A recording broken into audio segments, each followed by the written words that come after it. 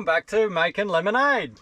And in this video, we're going to compare the full face snorkel mask with the conventional mask and the experiences that we've had using both, because you may want to consider which one would be best for you, as we've already done it. Hey babe. Yeah.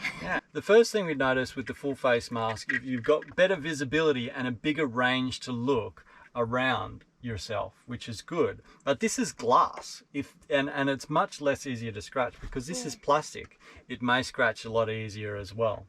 Now, because this mask, the air comes in over your eyes and then it goes through a separate valve inside into your nose and mouth, constantly brings fresh air over your eyes so it doesn't fog up as much. With this, you don't have that. If water will get inside, or your nose breathes out some gas, and it can fog up easier if you don't prepare it properly. If you do prepare the lenses, then they don't fog up as much. Hey babe. Yeah. Okay, with this mask, it's much easier to breathe. You can breathe naturally through your nose, and when you normally breathe through your nose, you don't normally breathe through your mouth, unlike this. So if you're using this, it's very relaxing just to be able to breathe through your nose.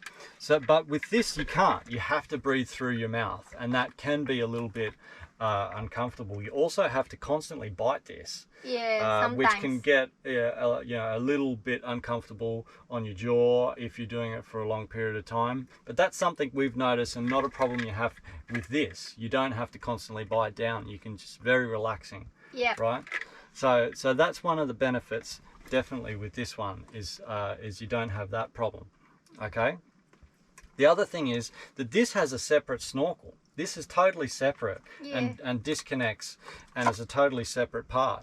With this, it's just all connected together, and you don't really have to worry about that being a separate thing. Hey. Yeah. Mm. But this one, you can use this one by itself without the things if you go diving. Yeah. Yeah. You could. If something happened to this, you could just go down with that and have a look around at something real quick, under a jetty or something like that, and just for a look. Hey. Yeah. Mm. This particular full face snorkel mask is designed to be able to dive under the water at shallow depths. But it's not designed to go under the water at deeper depths. And even if you do dive at shallow depths, you still get the pressure on your eyes. And if you snorkel with this full face snorkel mask for a short period of time, can be very comfortable. For longer periods of time, you slowly get pressure on your eyes, and that pressure is uncomfortable. If you dive down under the water and have a look at things, which you're going to want to do, you do get this pressure on your eyes that starts to get worse. Yeah, I feel like, to a certain extent, my brains are being sucked out of my eyes. Yeah. Which is not desirable. But the longer you snorkel, the worse it gets with this one. With this, you don't get that problem. You don't get that pressure on your eyes, and that's that. I don't know what it is, pressure or suction, but I just feel that pressure on myself. The other good thing about diving down is that you can use this for free diving or scuba diving. For scuba diving. This you can't. So if you want to expand to free diving or scuba diving, you want that. Yeah, this one we need at the least. Hey, okay. Now masks. Regarding mask seal, how do you go sealing the mask with this one, babe, compared to this one?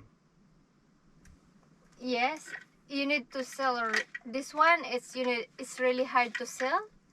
With this one, it's harder to get a seal around, and you've got to get that balance really, because Susan's got longer hair. There's more chances she's going to get the hair and the seal, especially in the water. And so this one's harder, we found, to get a seal. With this one, it's just, you just get this part out of your face, and then you can put the mask on, and you don't have as much of a problem.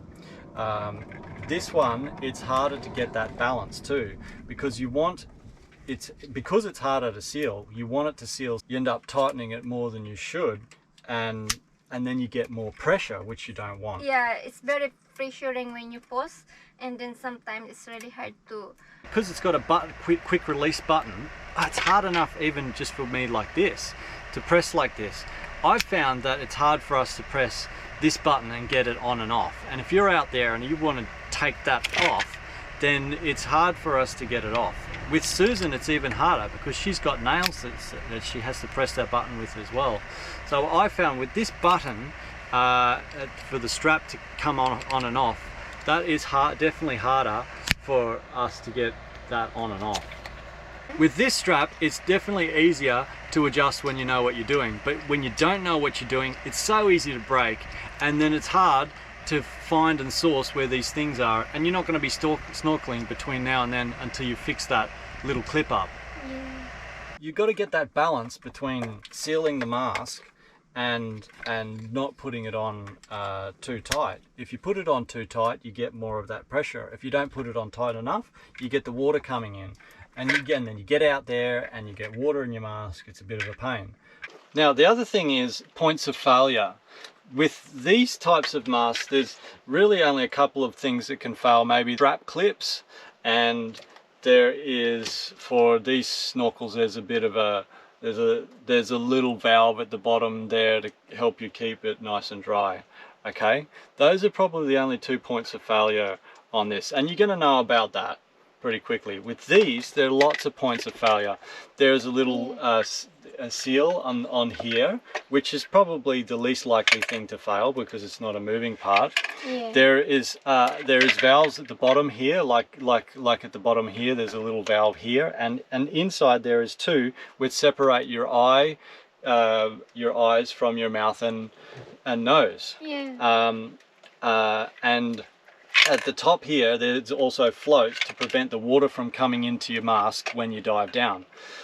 So there are lots of points of failure with this type of mask. And when I just opened this before, I noticed that these little floats, there was a little bit of sand in one of them. Water's going to go into your mask, which is what you don't want. So lots more points of failure with this type of mask than with the conventional mask, for sure. Hey, babe. Yeah.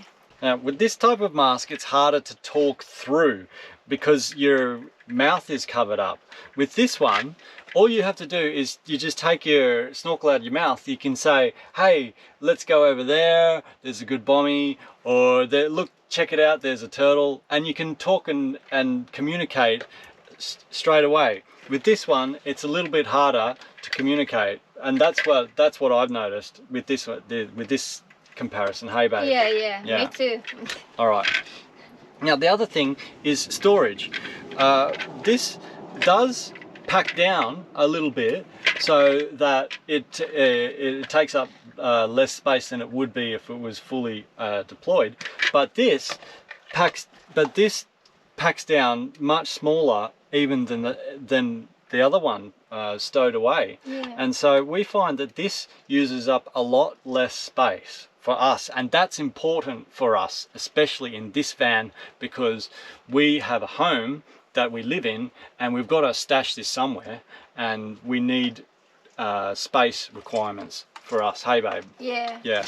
But that and diving down are probably the two biggest things for us. We want to be able to dive down with that pressure on our face, and where are we going to put it? We need somewhere to put it. So for us, we're going to choose to keep both and use this when we're just snorkeling on the surface. If we're going to oyster stacks and somewhere that's very shallow and we don't want to dive down and we're not looking for lobsters, then we just want to use this, and we'll breathe through our nose. Very relaxing for us. Yeah. So, but if we want to dive down and we want to do other things like we want to do when we're on the road, we definitely want to use this. Hey, but to save space in our van, I think we'll stow this somewhere in storage until we have a place to keep it, and then we can take it out with us. Hey, and we will just keep that with us. So I think we would choose this conventional mask over the full face mask for ourselves, and that's the choice that we would make. Hey, babe. And Yeah. we've used it quite a lot lately. Hey, we've used Yeah. each about half a dozen times, and we've had a great time, and we've figured out all the little quirks that go with it, I think, and that's, I think, our decision. Hey, babe. Yeah.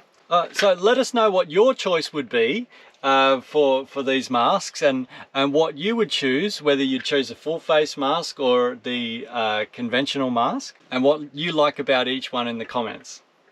So we hope you like this comparison video. So stick around for more videos as we continue making lemonade. Yeah.